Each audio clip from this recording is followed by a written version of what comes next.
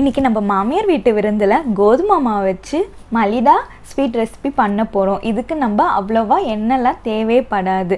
இதுக்கு தண்ணீர் பூரி கூட ஒரு பேர் சொல்லுவாங்க. ஏன்னா நம்ம இது தண்ணியில் வேக வைக்கும்போது பூரி மாதிரியே எழும்போம். அதுக்கு தான் இது தண்ணீர் பூரியும் ஒரு பேர் சொல்லுவாங்க. இது ரொம்ப டேஸ்ட்டாக இருக்கும். அந்த பழைய காலத்துலலாம் சென்னையிலலாம் இது ரொம்ப ஃபேமஸாக இருந்துச்சு. எங்கள் பாட்டிலாம் இது ரொம்ப அடிக்கடி செஞ்சு கொடுப்பாங்க. ரொம்ப டேஸ்ட்டாக இருக்கும்.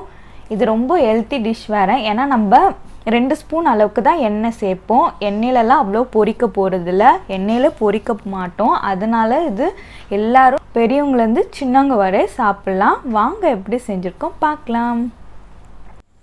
ஒரு பவுல் எடுத்து வச்சுக்கிட்டேன். 1 கப் கோதுமை மாவு அதை நம்ம போட்டுடலாம். 2 டீஸ்பூன் எண்ணெய் ஊற்றிட்டேன். இப்போ நம்ம பூரி மாவுக்கெலாம் நம்ம மாவு பிசையும் இல்லைங்க, அதே மாதிரி கொஞ்சம் கொஞ்சமாக தண்ணி விட்டு பிசைஞ்சிக்கலாம். பாருங்கள், இந்த மாதிரி தான் நல்லா பிசைஞ்சு எடுத்துக்கணும். நல்லா சாஃப்டாக பிசைஞ்சிருக்கோம். இதை நம்ம தட்டை போட்டு ஒரு 10 மினிட்ஸ் ஊற வச்சிடலாம்.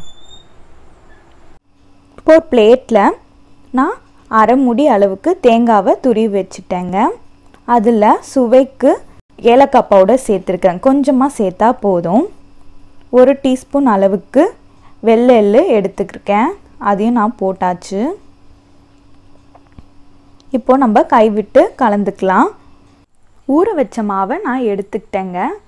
அதை நம்ம கையில் உருட்டிக்கலாம். கொஞ்சம் குட்டியாகவே உருட்டிக்கலாம். இப்போ கோதுமை மாவு கீழே அப்ளை பண்ணியிருக்கேன். இப்போது சப்பாத்தி கட்டையை வச்சு நல்லா மெலிசாக திரட்டிக்கலாம். திருப்பி போட்டு நல்லா திருப்பி போட்டு நல்லா மெலிசாக திரட்டிக்கலாம். நல்லா மெலிசாக திரட்டியாச்சு. இப்போது டிஃபன் பாக்ஸ் மூடி இருந்துச்சுன்னா அதை நம்ம கீழே அழுத்தம் கொடுத்து ரவுண்ட் ஷேப்புக்கு பண்ணிக்கலாம். அப்போ தான் நம்மளுக்கு ஈவனாக ரவுண்ட் ஷேப்புக்கு கிடைக்கும். மீதி மாவை நம்ம மறுபடியும் யூஸ் பண்ணிக்கலாம். அந்த மீதி மாவை இதே மாதிரி எல்லாத்தையும் பண்ணி எடுத்துக்கிட்டேன். பாருங்கள், இந்த மாதிரி தான் நம்ம மெலிசாக திரட்டிக்கணும். ஒரு பாத்திரத்தில் தண்ணி ஊற்றியாச்சுங்க. கால்வாசி அளவுக்கு தண்ணி ஊற்றி நல்லா தண்ணி கொதிச்ச அப்புறம் 1/4 டீஸ்பூன் அளவுக்கு உப்பு சேர்த்துக்கலாம். இப்போ நம்ம திரட்டி வச்ச மாவை இதில் போட்டுடலாம். இது போடும்போது மாவு கீழக்கா போவோங்க. அதுக்கப்புறம் நல்லா எலும்பி வரும். அப்போ பார்த்திங்கன்னா நல்லா வெந்திருக்கும். இது வேகத்துக்கு ஒரு 1 to 2 மினிட்ஸ் தான் ஆகும். நல்லா கரண்டி போட்டு திருப்பி வச்சு வேக வச்சுக்கலாம். இது கூட ஒன்று திரட்டின மாவை கூட நம்ம போட்டுக்கலாம். ஒன்றும் பக்கத்தில் போடுறதால ஒட்டிக்காது. இதே மாதிரி எல்லாத்தையும் நம்ம வேக வச்சு எடுத்துக்கலாங்க. வேக வச்ச அப்புறம் தனித்தனியாக எடுத்து வச்சுக்கலாம். நல்லா வெந்துருச்சு பாருங்கள். இப்போ தனியாக எடுத்து வச்சுட்டேங்க. இதில் நம்ம தேங்காய் ரெடி பண்ணோம் இல்லைங்க, அதில் ஃபுல்லாக அப்ளை பண்ணிக்கலாம். ஈவனாக ஸ்ப்ரெட்டாக அப்ளை பண்ணிக்கோங்க. கொஞ்சம் கொஞ்சமாக எடுத்து அப்ளை பண்ணிக்கலாம்.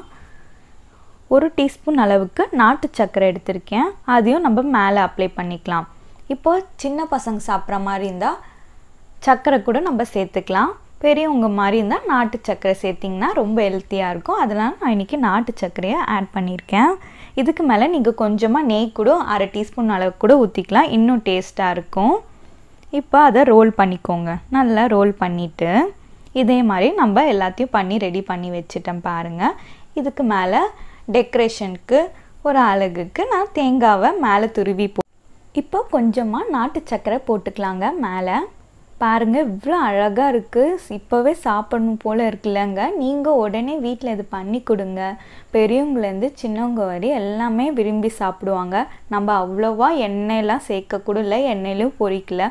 அதனால் இது ரொம்ப ஹெல்த்தி டிஷ்ஷுங்க. கண்டிப்பாக ஒரு முறை ட்ரை பண்ணிவிட்டு எப்படி வந்துச்சுன்னு நம்ம கமெண்ட் பாக்ஸில் கமெண்ட் பண்ணுங்கள். மீண்டும் அடுத்த இருந்தில் பார்க்கலாமா?